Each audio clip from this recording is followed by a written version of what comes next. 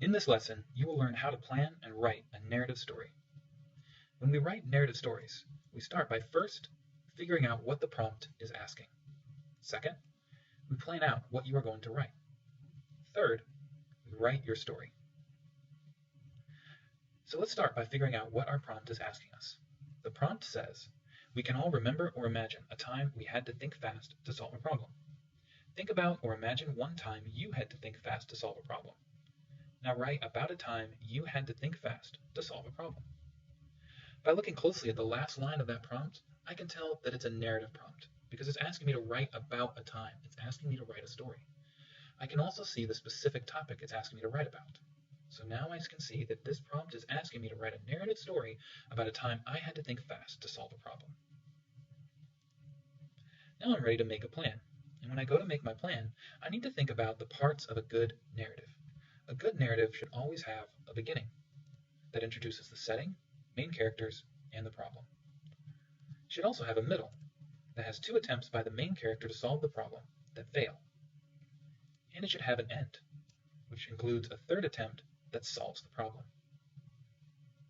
Now I'm ready to make my plan. To do this, I'm going to separate my paper into 3 parts to plan my beginning, my middle, and my end. In the beginning, I'm going to jot down CSP for characters, setting, problem. And now I need to think about what story I'm actually going to tell. So for this prompt, I think I'm going to tell the story about a time that my sister and I had to make lunch for our school, but we couldn't do it because they didn't have the stuff we needed. So my characters are going to be me, Libby, my sister, and the cafeteria manager. The setting is going to be the school cafeteria, and the problem is we're trying to make spaghetti for the school, but there's no ingredients. Now I'm ready to plan out the first attempt that fails. So the first thing we try to do is we try to find the ingredients.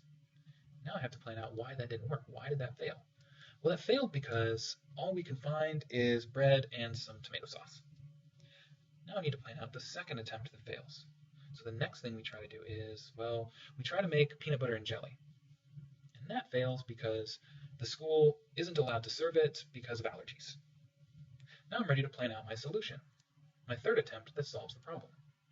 So to solve this problem, we use the bread, tomato sauce, and some cheese to make personal pizzas, and everyone loves them. Now that I have my plan, it's time to write my first paragraph, the beginning of my story, which is going to include the characters, the setting, and the problem. Now here's where some writers get into trouble, because when you go to start your story, it can be hard to write that first sentence. So here are 4 ways you could start a story. 4 ways to write that first sentence. I could start it with action.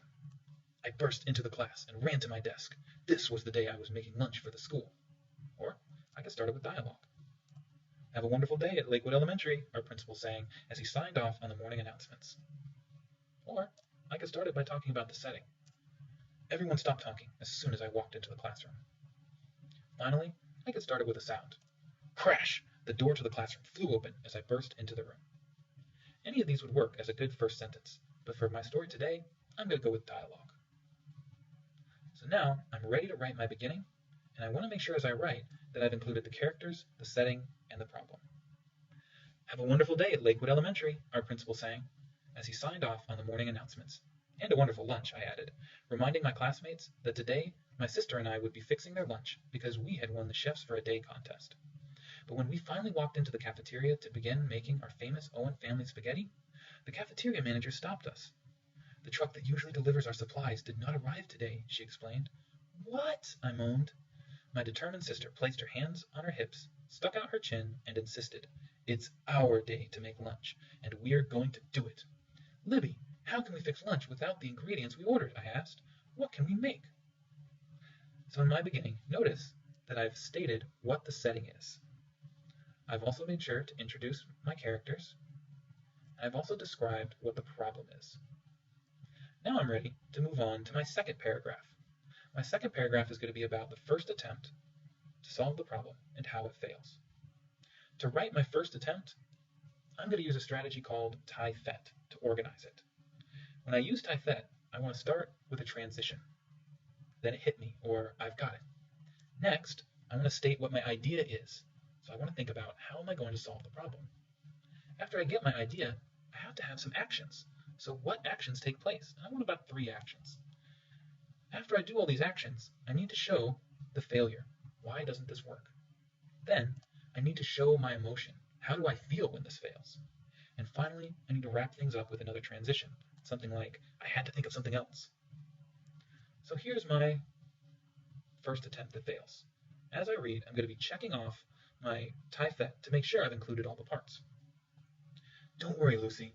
Our spaghetti is a simple recipe. We can be creative. Finding the things we need won't be hard, she said confidently. So while Libby searched for tomato sauce, she sent me to the pantry to find spaghetti and Italian bread. I ran to the pantry, shoved the sliding doors, and scanned the wall of cans and brown boxes in front of me. I couldn't find spaghetti, but I grabbed all the plain white bread I could carry and trudged back to the kitchen. How many boxes of spaghetti did you find? Libby asked. None, I replied. Well, there's not enough tomato sauce here for spaghetti anyway, she moaned. We need a new menu. Help me think of something. Now that I have my first attempt finished, I'm ready to move on to my next. And so here we can see this is my first page of my story. And I have my first paragraph, which is the beginning with the character setting problem, and I have my second paragraph, which is my first attempt that fails. Now I'm ready to write my second attempt that fails, about how we try to make peanut butter and jelly, but it doesn't work because the school is not allowed to serve it. And once again, I'm going to use TIE-FET to organize this story. Well, there's always good old PB&J, I offered. Peanut butter and jelly isn't a special meal, Libby scoffed. It's the best we've got for now. At least we have the bread, I smiled, pointing to my large pile of loaves. Okay, new plan, she announced. Go beg the cafeteria ladies for all the peanut butter they've got. I'll rummage through the walk-in refrigerator and hunt for grape jelly. Meet me in the kitchen in 5 minutes. Got it? Run. Yep, I replied, bolting out the door. Unfortunately, there was just one little detail we didn't think about. Peanut allergies. Schools are not allowed to serve peanut butter. When the cafeteria lady told me, I fizzled, like a day-old balloon. What now? I wondered sadly, as I ran to tell Libby the bad news. Once I've completed this paragraph, I'm ready to move on and plan the fourth and final paragraph in my story, about how we use the bread, tomato sauce, and some cheese to make the personal pizzas, and we solve this problem because everyone loves them. To write this, I can't use TIE-FET because this attempt works, it doesn't fail. So I'm going to use a different strategy to organize my solution called ties. So when I write my solution, I'm going to start with another transition. And I want to be careful at this point because I don't want to use the same transition twice. Next, I'm going to state my idea. How am I going to try to solve the problem? After that, I'm going to include some events actions. What actions take place? Then, I need to show my character's emotion. How do I feel when this actually works? And I need to show the solution. How do I finally solve the problem? So let's look at this in action. Don't be so glum, sis, Libby grinned. I overheard the conversation and have already thought of a new and better idea. We're going to make everybody's favorite, pizza. We have the bread, we have tomato sauce, and we have grated mozzarella cheese. I could feel my frown flip into a giant grin. You're the best, Libs. I know. Just watch the master chef at work, she winked, grabbing a slice of bread, slapping it down, and flattening it with a rolling pin. Then she loaded up the small flat square with tomato sauce, topped it with grated cheese, and popped it in the oven. I caught on quickly, and soon we were turning out hundreds. Bon appetit, we shouted to our classmates as they filed through the lunch line. Please enjoy our famous Owen family personal-size pizzas.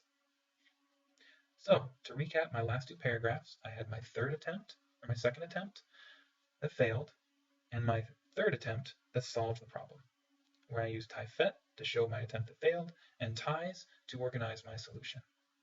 So this is what my story should look like. I have my first page of the story, where half the page is the beginning, and the second half of the page is my first attempt that fails. Then I have my second page of my story, where the half of the page is the second attempt that fails, and the last half of the page is my solution. When you go to write a narrative, first thing you need to do is figure out what the prompt is asking you. Next, you need to plan out what you're going to write.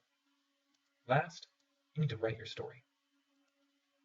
In this lesson, you have learned how to plan and write a narrative story.